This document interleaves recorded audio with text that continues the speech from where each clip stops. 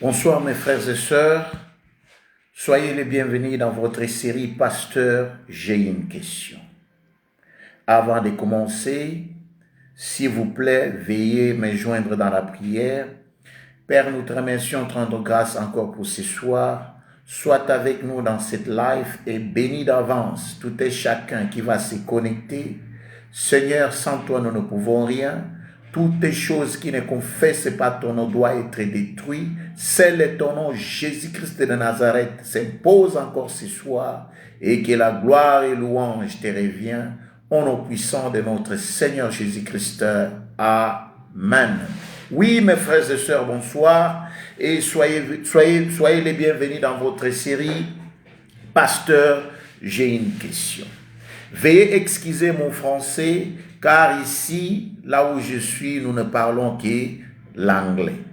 Mais je sais qu'avec l'aide du Saint-Esprit, le message d'aujourd'hui sera donné. Alors, sans plus tarder, les frères nous ont demandé si, surtout pour ceux-là qui sont au pays étranger, souvent ils ont cette phrase dans leur bouche en disant que je n'ai pas de choix. Est-ce qu'en Christ, nous avons le choix ou nous n'avons pas de choix? Amen. Et le choix que le frère nous a demandé est basé sur le travail, est basé sur notre vie quotidienne. Et souvent, vous allez voir, même les enfants de Dieu, quand vous leur demandez pourquoi est-ce que tu agis de la sorte, pourquoi est-ce que tu fais ce genre de travail, il va te répondre que je n'ai pas de choix. Amen. Alors ce soir, je suis venu vous dire, je suis venu dire à tout un chacun qui a souvent cet caractère, cet comportement de répondre en disant que je n'ai pas de choix. Quand il dit que tu n'as pas le choix, cette phrase-là est pour un esclave. Amen. C'est seulement un esclave qui n'a pas de choix. Amen. Souvent nous entendons dire, quand vous demandez à quelqu'un comment est-ce que tu vas, il va te dire, je n'ai pas de choix. Alors que nous en Christ, nous avons toujours un choix. L'Éternel est notre Dieu. Lui qui nous a créés, qui a créé les cieux et la terre.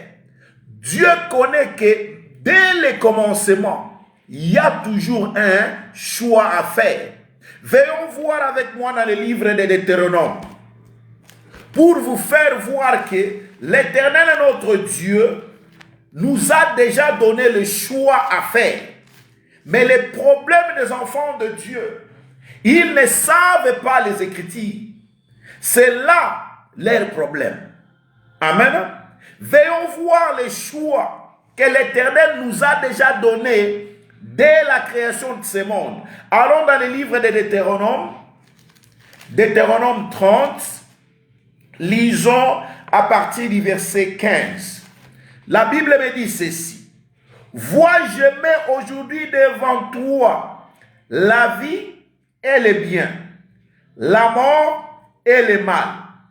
Car je te prescris aujourd'hui, d'aimer l'Éternel ton Dieu, de marcher dans ses voies et d'observer ses commandements, ses lois et ses ordonnances, afin que tu vives et que tu multiplies et que l'Éternel ton Dieu te bénisse dans le pays dont tu vas entrer en possession. Verset 17. Mais si ton cœur se détourne, si tu n'obéis point et si tu te laisses entraîner à te prosterner devant d'autres dieux et à leur servir, je vous déclare aujourd'hui que vous périrez et que vous ne prolongerez point vos jours dans les pays dont vous allez entrer en possession après avoir passé le Jourdain. Verset 19. j'en prends aujourd'hui à témoin contre vous les ciels et la terre. J'ai mis devant toi la vie et la mort, la bénédiction et la malédiction. Choisis la vie afin que tu vives, toi et ta postérité. On peut s'arrêter là-bas. L'Éternel qui nous a créés, il nous a déjà montré, il nous a donné un choix à faire. C'est le choix que nous faisons qui nous différencie des anges. Parce que les anges sont comme des robots. Ils n'ont pas de choix à faire. Mais nous, en tant qu'humains, les êtres humains, l'Éternel nous a donné un don, nous a donné une grâce. Il nous a donné le libre arbitre de faire des choix dans tout ce que nous parcourons dans notre vie. Alors, comment vous, en tant qu'enfant de Dieu, vous êtes en train de souffrir ou vous êtes en train de faire des travaux qui n'est pas digne d'un enfant de Dieu. Et quand on vous pose la question, vous répondez que je n'ai pas de choix. Est-ce que vous comprenez ce que vous dites? L'Éternel, notre Dieu, est en train de dire ici. Il a dit, vois, je mets aujourd'hui devant toi la vie et le bien, la mort ou le mal. Mais je te conseille de choisir la vie afin que tu vives. La condition de choix ici, il faut savoir que dans tous les choix que tu peux faire, il y a des conséquences et il y a un prix à payer. Si tu choisis la vie est conditionnée. Tout dans notre vie est facteur de conditions. N'importe quel choix que tu peux faire, tu dois savoir, il y a des conséquences, il y a des avantages et il y a des désavantages. L'Éternel est en train de dire, je mets aujourd'hui devant toi la vie et le bien. Ce qui veut dire la vie, c'est le bien.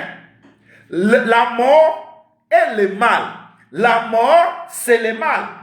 Car je te prescris aujourd'hui d'aimer l'Éternel et ton Dieu, de marcher dans ses voies et d'observer ses commandements, ses lois et ses ordonnances, afin que tu vives et que tu multiplies et que l'Éternel et ton Dieu te bénisse dans le pays dont tu vas entrer à possession. Voilà la condition, ou voilà le prix à payer. Si tu veux choisir le bien, il y a un prix à payer. Amen. Et si tu choisis le mal, mais si ton cœur se détourne, et si tu n'obéis point, et si tu te laisses entraîner à te prosterner devant d'autres dieux et à les servir, je vous déclare aujourd'hui que vous périrez. N'importe quel choix que nous faisons dans notre vie, ce choix-là est conditionné. Ce choix-là a un prix à payer. Peut-être que vous ne comprenez pas. Amen.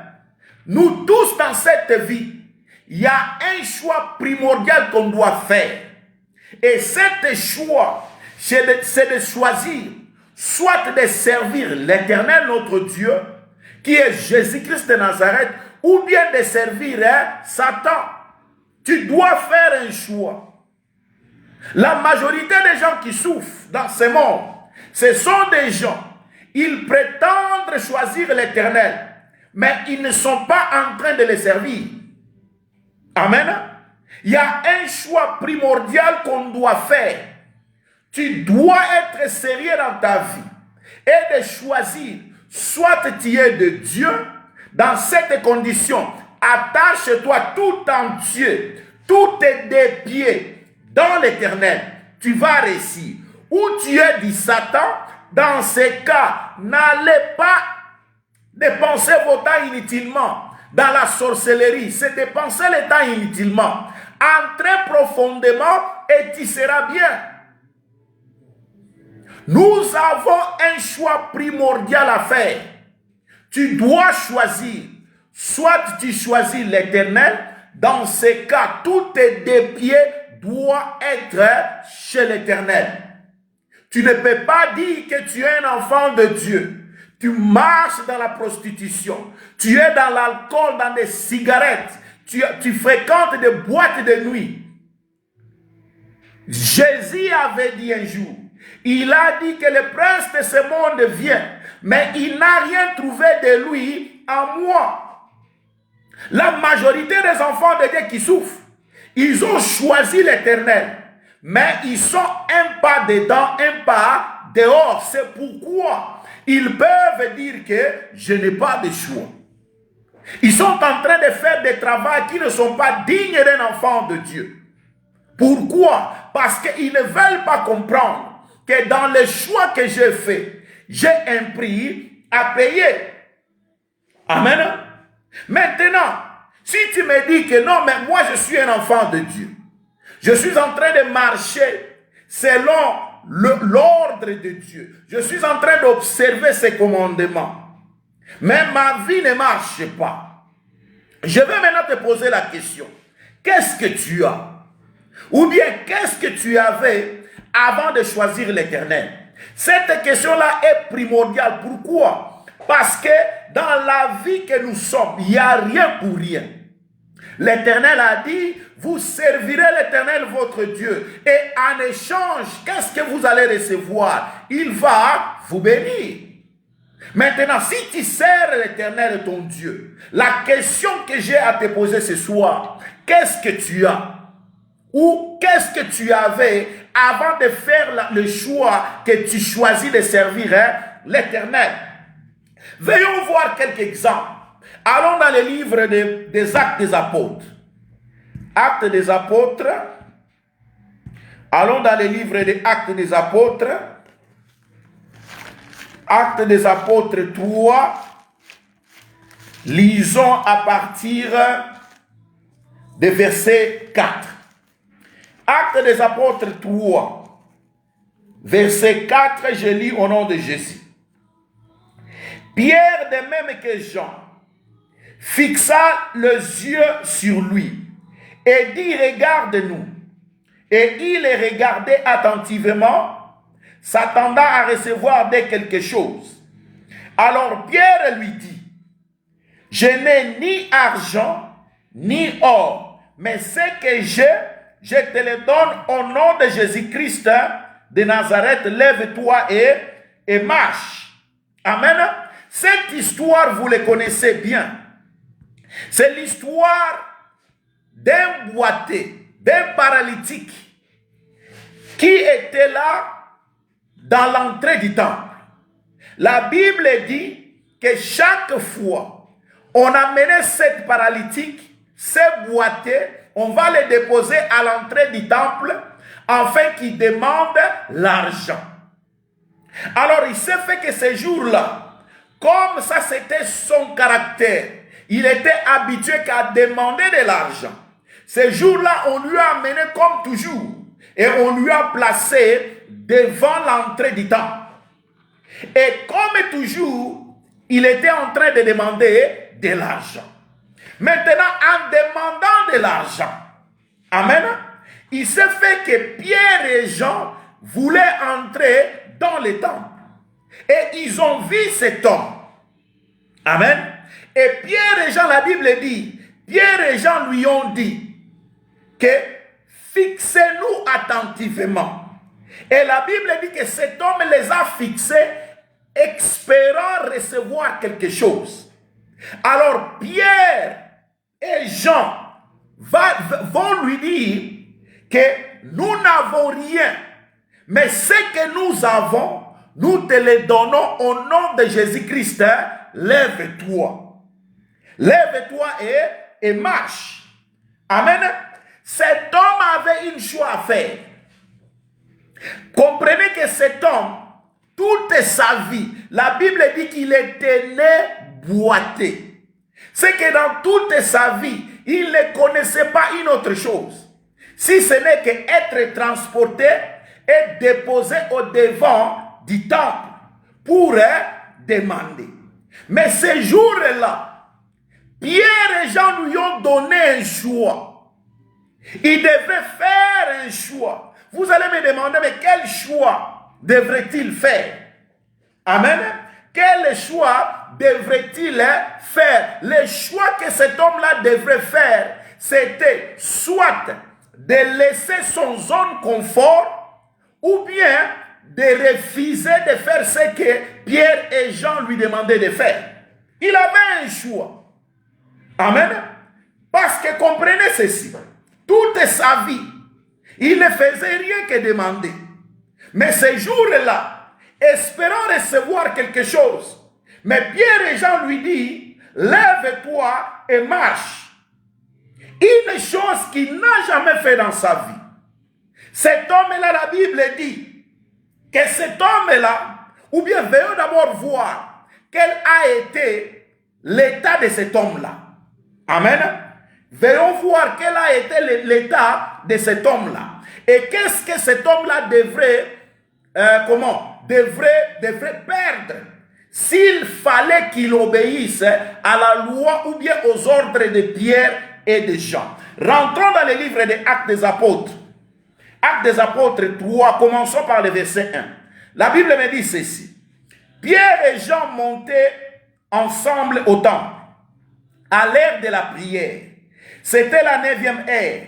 Il y avait un homme boité de naissance qu'on portait et qu'on plaçait tous les jours à la porte du temple appelé la Belle, pour qu'il demande l'aumône à ceux qui entraient dans le temple. Amen. Vous comprenez que cet homme avait un choix à faire. Le choix que cet homme devrait faire, soit de refuser d'accepter l'ordre que Pierre et Jean étaient en train de lui donner, ou bien de rester dans son zone de confort. Les problèmes des enfants de Dieu, les problèmes de ceux-là qui répondent souvent que je n'ai pas de choix, c'est parce qu'ils ont déjà fait un choix sans savoir que j'ai déjà choisi de rester dans mon zone de confort. Alors que dans cette zone de confort, tu es en train de souffrir. Dans ces zones de confort, tu es en train de pleurer. Dans ces zones de confort, les histoires ne marchent pas. Dans ces zones de confort, tu es en train de crier. Dans ces zones de confort, rien ne bouge. Et pour te défendre, tu vas dire que je n'ai pas de choix. C'est faux. Tout enfant de Dieu a un choix à faire. Dès le commencement dans le livre de Deutéronome, je vous ai montré. L'Éternel même nous a donné le choix. Il a dit, choisis la vie. Choisis les biens afin que tu vives. Afin que tu prospères. Afin que tu ailles de l'avant. Ou tu choisis la mort, qui est le mal, et tu vas comment? Périr. Mais si tu as choisi la vie, pourquoi est-ce que ta vie ne prospère pas? Pourquoi est-ce que ta vie n'avance pas? C'est parce que tu as déjà fait le choix de rester dans ton zone de confort. Cet homme ici avait ce choix-là de rester dans son zone de confort. Quel a été l'âge de cet homme? Amen. Quel a été l'âge de cet homme? Pour trouver l'âge de cet homme, c'est toujours dans le livre des Actes des Apôtres. Actes des Apôtres 4 maintenant, lisons verset 22. La Bible me dit ceci. Car l'homme qui avait été l'objet de cette guérison miraculeuse était âgé de plus de 40 ans. Imaginez-vous. Plus de 40 ans, cet homme était boité. Plus de 40 ans, cet homme ne faisait rien qu'être transporté et déposé au devant du temple. Plus de 40 ans, cet homme ne faisait que quémander l'argent. Plus de 40 ans, cet homme, sa vie dépendait des autres. Est-ce que ce n'est pas ton cas? Plus de 40 ans, cet homme disait que je n'ai pas de choix. Mais ces jours-là, Pierre et Jean lui ont donné le choix. Et cet homme-là a refusé de rester dans son zone de confort. Est-ce que ce n'est pas ton problème? Est-ce que ce n'est pas ton problème, mon frère, ma soeur? Tu es là, dans ton zone de confort. Tu ne bouges pas. Dans le même salaire, dans le même travail. Et quand on te demande, tu réponds que je n'ai pas de choix. C'est faux. En Jésus-Christ, nous avons toujours le choix. Amen. Nous avons le choix. Maintenant, une autre question qu'on peut se poser. Une autre question qu'on peut se poser. Parce que quand Pierre et Jean lui ont dit, lève-toi et marche. En d'autres termes, Pierre et Jean lui ont donné quelque chose. Et cet homme-là, il avait fait un choix. Le choix qu'il a fait, il a refusé de rester, de demeurer dans son zone de confort. Comment est-ce que Pierre et Jean lui ont donné quelque chose? Ou bien qu'est-ce que Pierre et Jean avaient à donner à cet homme? Amen. Pour trouver cela, allons d'abord dans le livre de Matthieu pour voir quel a été le passé de Pierre. Dans le livre de Matthieu 4, lisons à partir du verset 18. Matthieu 4, verset 18, la Bible me dit ceci. Comme il marchait le long de la mer de Galilée, ici c'est Jésus qui marchait, il vit deux frères, Simon appelé Pierre et André son frère, qui jetaient un filet dans la mer, car ils étaient pêcheurs. Amen. Verset 19. Il leur dit, suis-moi, et je vous ferai pêcheurs d'hommes. Aussitôt, ils laissèrent le filet et les suivirent. Amen. Pierre était un pécheur. Pierre, quand Jésus lui a appelé, Pierre avait un choix à faire. Il pouvait refuser l'appel de Jésus et rester un pécheur de poissons. Mais écoutez, quand Jésus lui a appelé, Pierre a décidé. Il a décidé d'abandonner son zone de confort. Il était un pêcheur de poissons. Jésus lui a dit, si tu me suis, je vais te faire devenir un pêcheur d'hommes. Amen. C'est pourquoi ce que Pierre avait, Pierre n'était plus un pêcheur de poissons, mais il était un pêcheur d'hommes. C'est pourquoi Pierre pouvait pêcher cet homme-là. Il pouvait lui enlever dans son zone de confort. Il pouvait lui déplacer du point A au point B, parce que lui-même, Pierre, a vécu cela avec Jésus-Christ. Les enfants de Dieu, comment c'est possible vous partez à l'église du 1er au 30, mais vous ne changez pas? Pierre était un pêcheur de poissons, mais il a pris une décision. Quand Jésus lui a appelé, il a abandonné la vie de pêcheur de poissons pour devenir le pêcheur d'hommes. Il a payé le prix. Et le prix que Pierre avait payé, il n'a pas abandonné Jésus-Christ. Quand il a accepté Jésus-Christ comme Seigneur et Sauveur, il lui a suivi toute sa vie. Amen. Pierre était un pêcheur de poissons.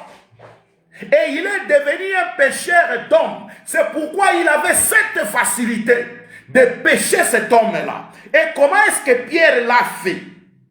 Amen. Comment est-ce que Pierre l'a fait? Ou bien comment est-ce que Pierre a aidé cet homme à quitter son zone de confort? Retournons dans le livre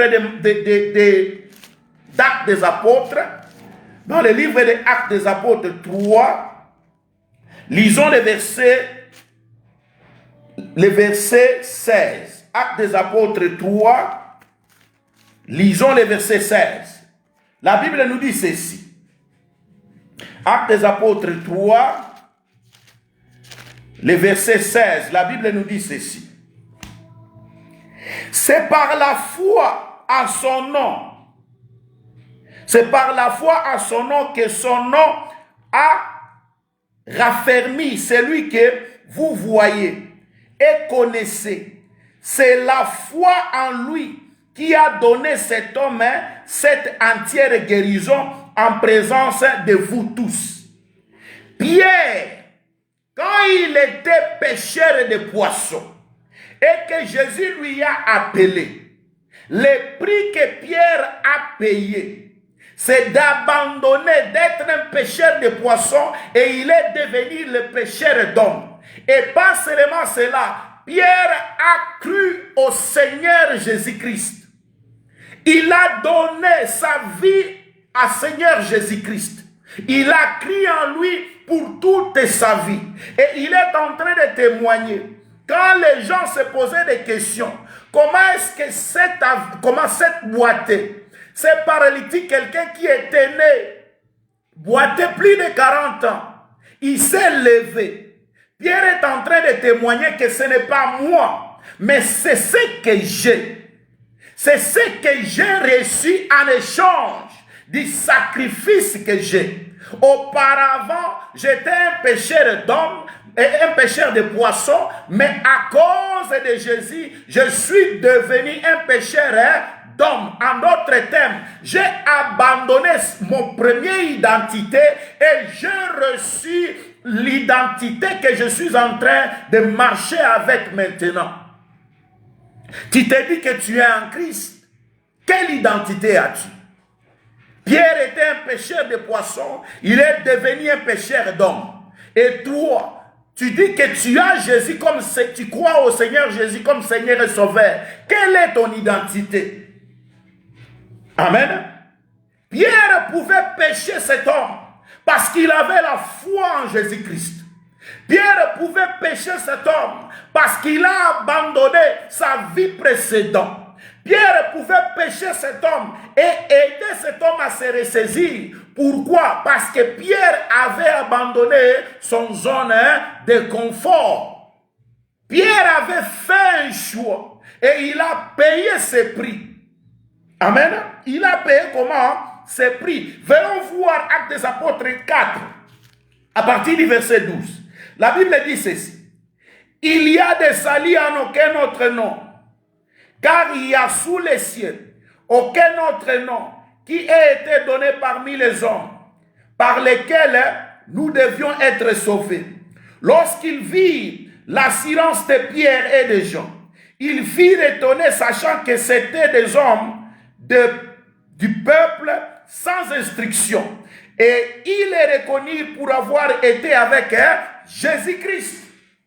Pierre, quand Jésus lui avait appelé, il n'a jamais abandonné Jésus-Christ. Il a payé le prix.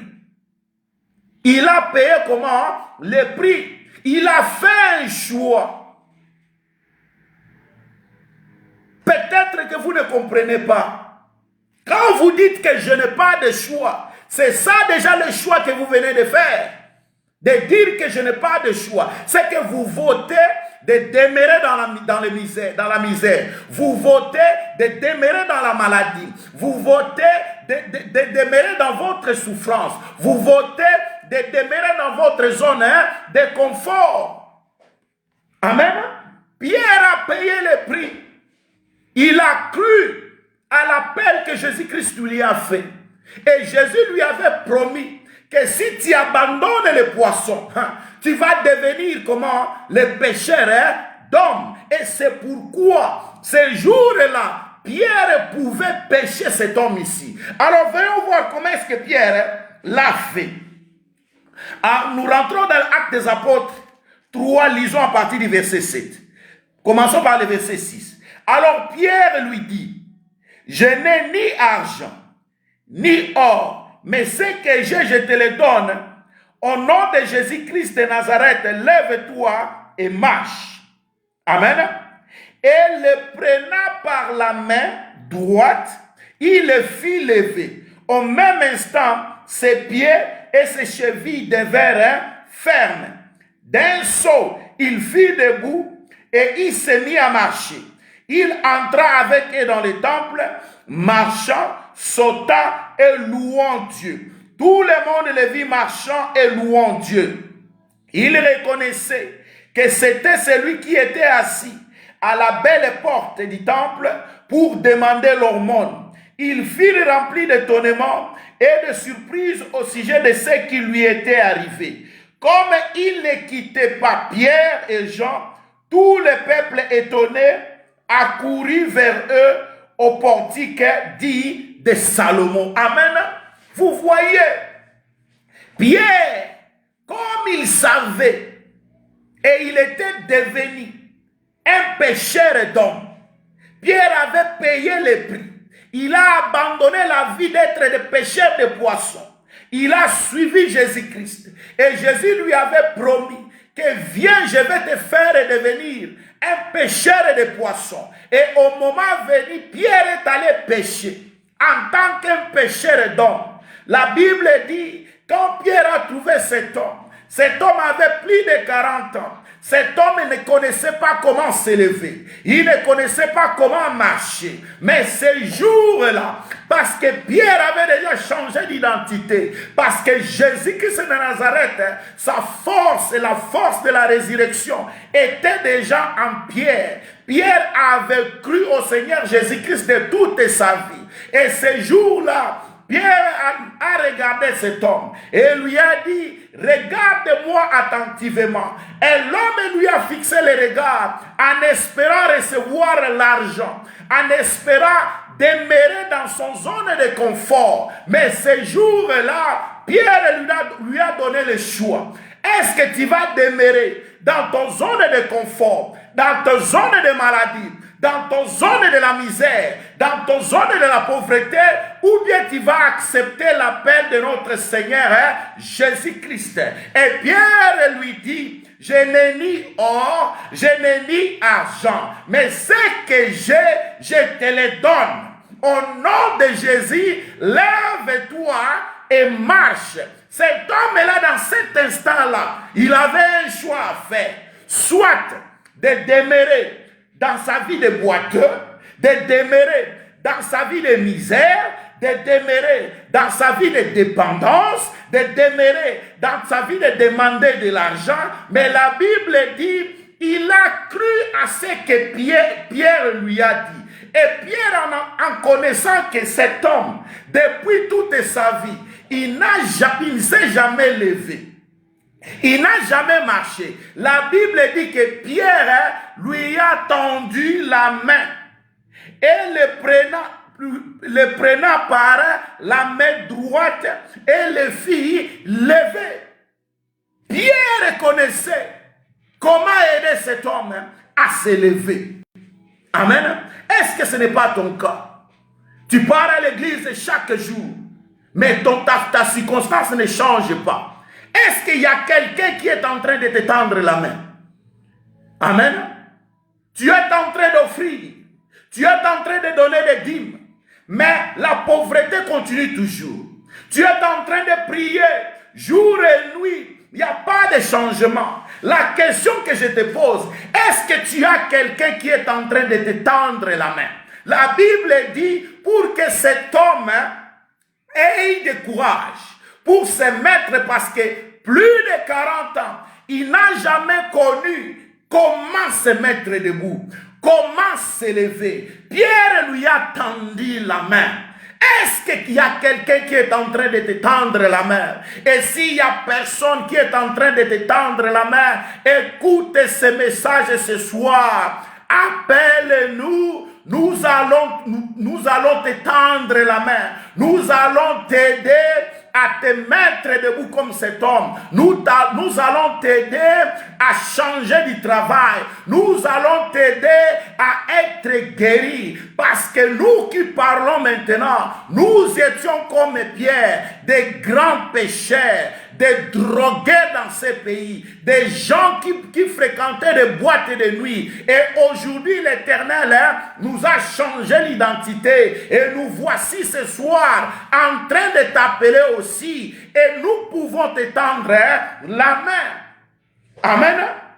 Cet homme-là avait un choix à faire.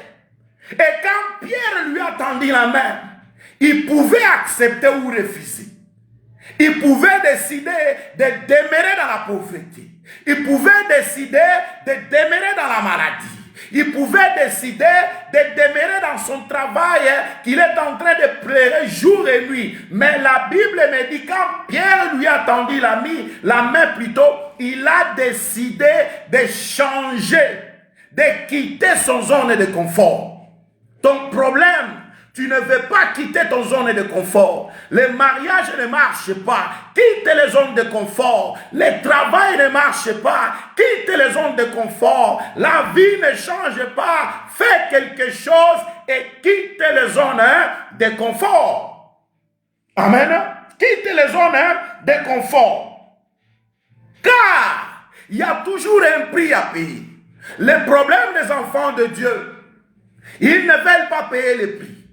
Parce qu'on leur a dit, quand tu viens chez Jésus, tout est gratuit. Amen.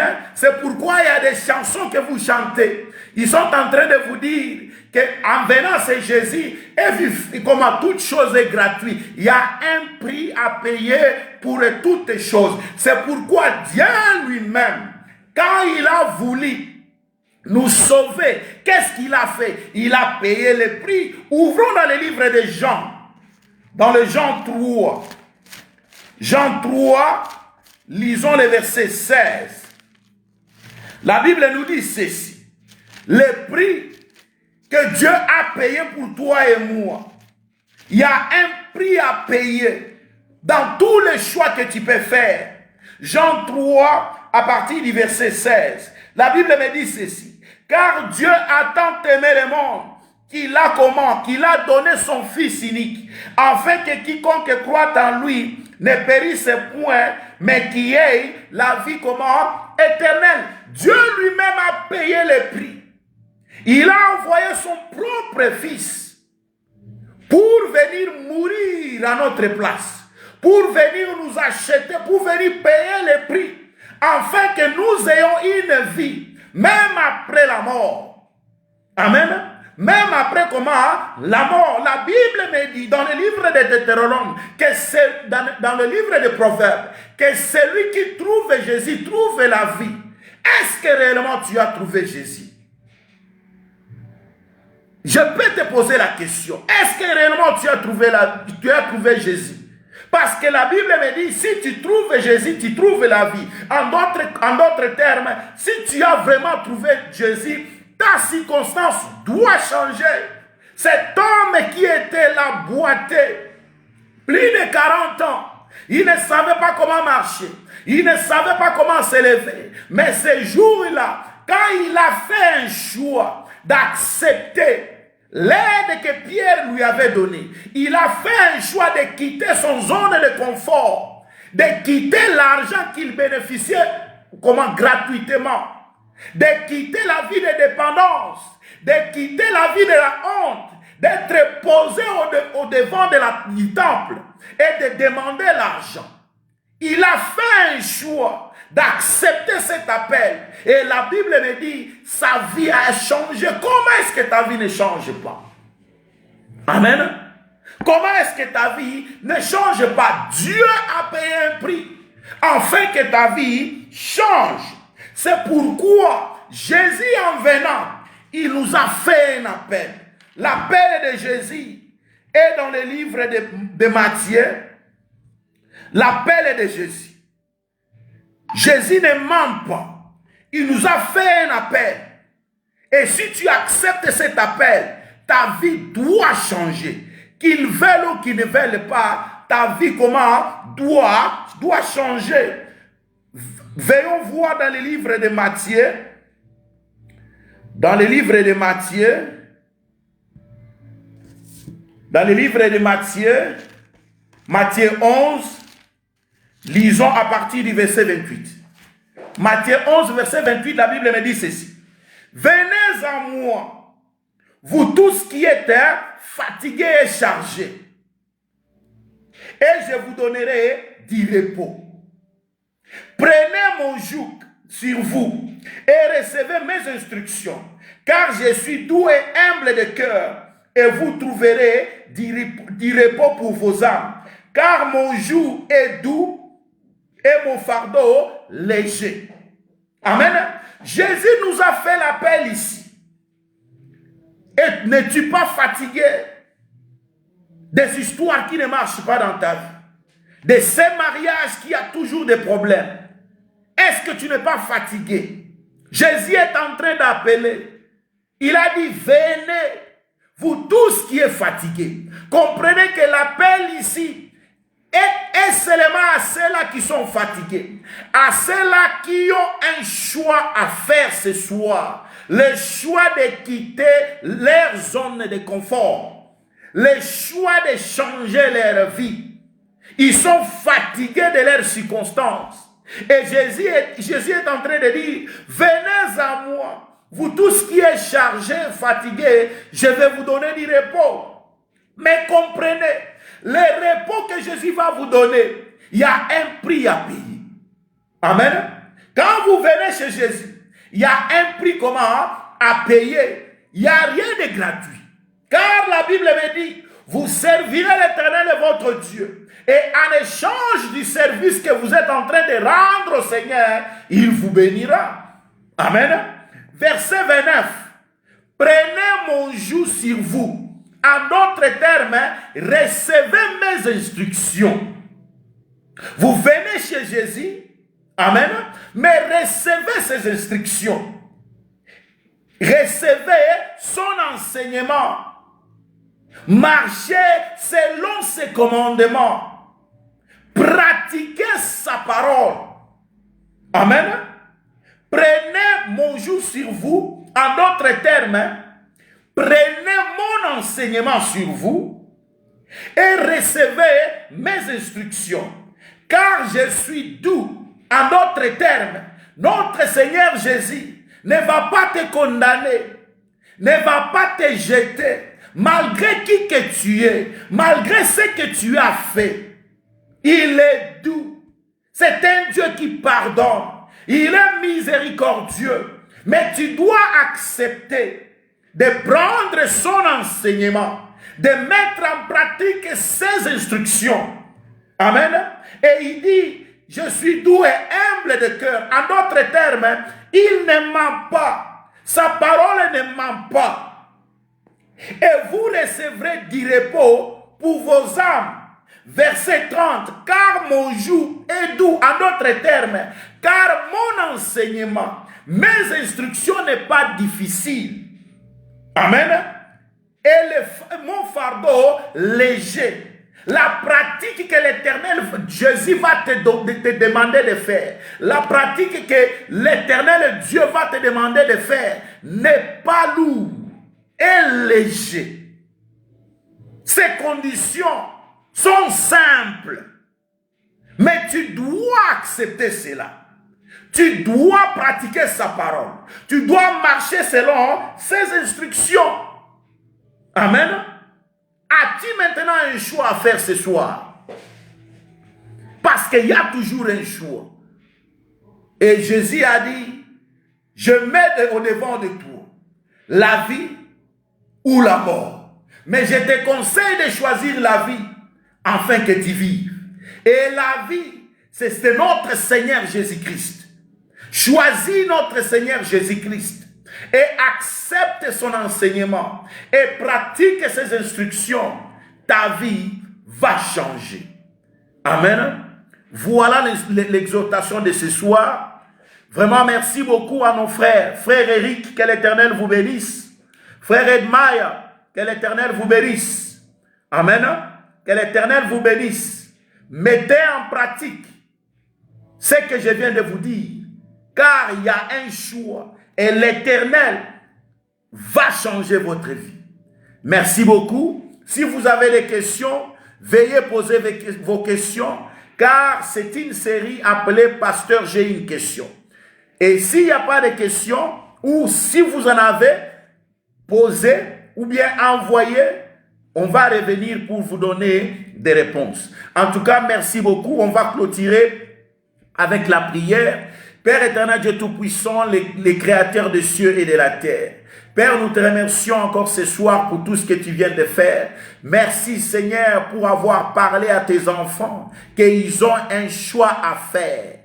qu'ils peuvent décider de changer leurs circonstances, car ton cœur est ouvert. Tu as ouvert ton cœur pour les recevoir. Seigneur Jésus, aide-le, comme Pierre a aidé ces boiteux, Seigneur, en extendant sa main, afin de les tirer, Seigneur. Seigneur, que ce soir soit béni. Protège tes enfants, Seigneur. Quand nous allons encore nous revoir ici en ligne, nous n'allons pas manquer pour te remercier. Nous t'avons ainsi prié au nom puissant de Jésus-Christ de Nazareth.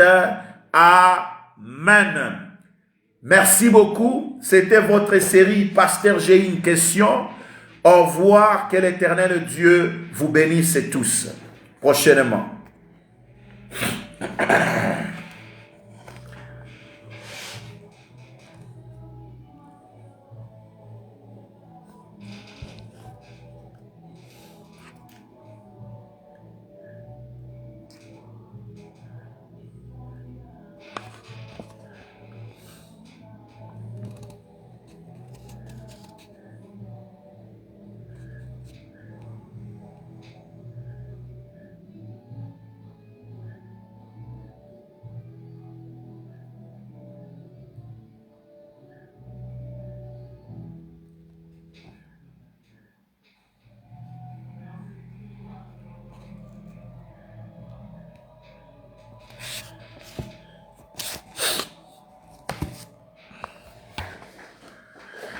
We're gonna go eat.